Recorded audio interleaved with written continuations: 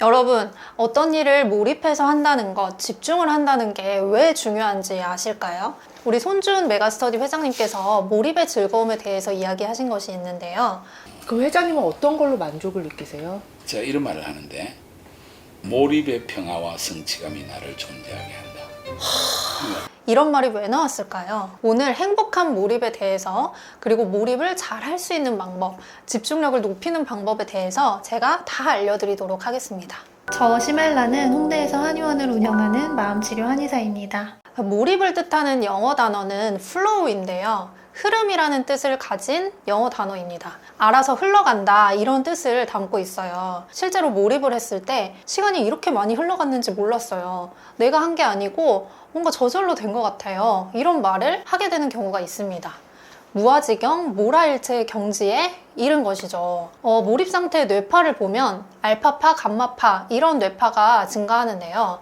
이런 뇌파는 실제로 명상 상태 혹은 무아지경 상태의 뇌파이기도 합니다.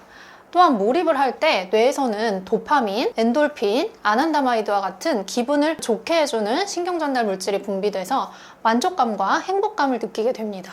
우리가 놀고 먹기만 하면서 살면 행복할 것 같지만 사실은 어떤 일을 집중해서 몰입해서 할 때야말로 지속적인 행복을 준다는 것입니다. 자, 그렇다면 어떻게 몰입을 잘 할 수 있을까요? 첫 번째는 하나만 남기고 나머지는 버리기입니다. 집중력이 낮은 분들이 보통 여러 가지를 다 꺼내놓고 하시는 경우가 많아요. 사실 공부해야 될 것도 여러 과목이고 처리해야 될 업무도 아마 여러 가지일 거예요.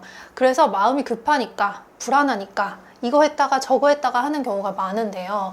저도 개원을 한 다음에 환자 치료도 해야 되고 임상 공부, 경영, 유튜브도 해야 되고 블로그도 해야 되고 정말 이것저것 할 게 많아가지고 여러 가지를 다 한 번에 하려고 했었거든요. 근데 그러다 보니까 뭐 제대로 되는 게 하나도 없더라고요. 뭐 하나를 하기로 했으면 일단 나머지는 머릿속에서 싹 지우세요. 책상에도 공부해야 될 과목 이외의 것은 싹 치웁니다. 그리고 마치 내가 공부해야 되는 과목이 이것밖에 없는 것처럼 생각하고 공부하세요. 저도 이거를 깨닫고 하나의 업무에만 집중해서 했더니 결국 효율적으로 할 수 있었고 성과도 더 좋아지더라고요. 두 번째는 능동적으로 하기입니다. 책을 보거나 강의를 볼 때 혹시 내 자세가 어떤가요? 혹시 팔짱을 끼거나 뒤로 이렇게 기대에 앉아있는 자세가 아닌가요? 혹은 누워서 보시는 분들도 계시더라고요. 그러면 집중도가 100% 떨어집니다. 수동적으로 어떤 정보를 받아들이기만 하면 뇌는 지루함을 느끼게 되거든요. 조금은 공격적이고 능동적으로 공부를 해야 합니다. 일단 펜은 계속 들고 있으세요. 그리고 메모를 하거나 중요하다고 생각하는 내용에 밑줄도 좀 그어보시고 질문이 생각나면 옆에 적어보시기도 하시고요. 이거랑 연관시켜서 해볼 수 있는 방법을 제가 하나 추천드릴게요. 25분 공부하고 5분 동안 배운 내용을 정리하는 방식으로 공부를 해보시는 거예요. 그러면 25분 뒤에 공부한 내용을 떠올려야 된다는 생각 때문에 더 능동적으로 공부를 할 수 있게 됩니다. 그러면 자연스럽게 지금 하고 있는 내용에 더 몰입을 하게 되고 집중력도 높아지게 되는 거죠. 다음은 나에게 적절한 수준을 찾기입니다. 너무 도전 과제가 어렵거나 혹은 반대로 너무 쉬우면 몰입을 하지 못하게 됩니다. 몰입의 즐거움이라는 책에서 성과와 불안에 관한 역유 가설이 나와 있어요. 어느 정도까지는 과제의 수준이 높아질수록 성과도 같이 높아지는데 이 도전 과제의 난이도가 일정 수준을 넘기면 오히려 성과가 안 나오게 된다는 거예요. 즉 도전의 수준은 내가 어느 정도 노력하면 해결할 수 있는 수준이나 난이도여야 합니다.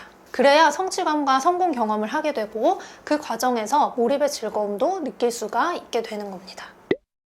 자, 여기까지 정리해보면 몰입을 위해서 하나만 남기고 나머지는 버리기, 능동적으로 하기, 적절한 수준을 찾기, 이 세 가지를 말씀을 드렸는데요. 이렇게 다 했는데도 자꾸 다른 생각이 나면 어떡하나요? 하시는 분들이 있죠. 그럴 때는 먼저 기본적인 거를 체크를 해보셔야 돼요. 7, 8시간의 충분한 수면을 취하셔야 하고요. 불안이나 우울이 있는 경우에는 마음의 건강을 먼저 챙기시고 돌보셔야 합니다. 그리고 명상의 기법을 써먹는 것도 집중에 큰 도움이 돼요.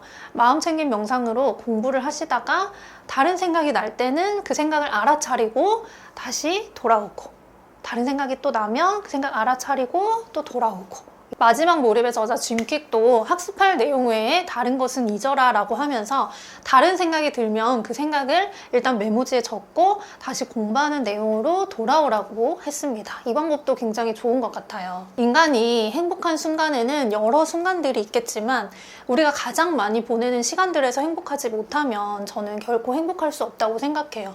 우리가 가장 긴 시간을 쏟는 게 대부분 일 또는 공부일 텐데 일을 할 때, 공부할 때 행복할 수 있는 방법이 바로 몰입과 집중입니다.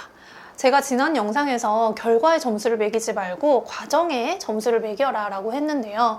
결과를 생각하면 결코 몰입할 수가 없습니다. 그냥 결과는 하늘에 맡기고 지금 하고 있는 일과 공부, 과정에 집중을 하시다 보면 더 잘 몰입을 하실 수가 있을 겁니다. 그러면 결과는 알아서 저절로 좋아집니다. 플로우인 거죠. 이거를 꼭 모두 다 경험을 해보셨으면 좋겠어요. 오늘도 제가 응원 듬뿍 담아서 보내드리겠습니다. 모두 화이팅 하시고요. 영상 보시고 궁금한 점이나 이런 방법도 있어요 하는 것들 있으면 나눠주시면 더 좋을 것 같아요. 여러분 오늘도 시청해주셔서 감사합니다.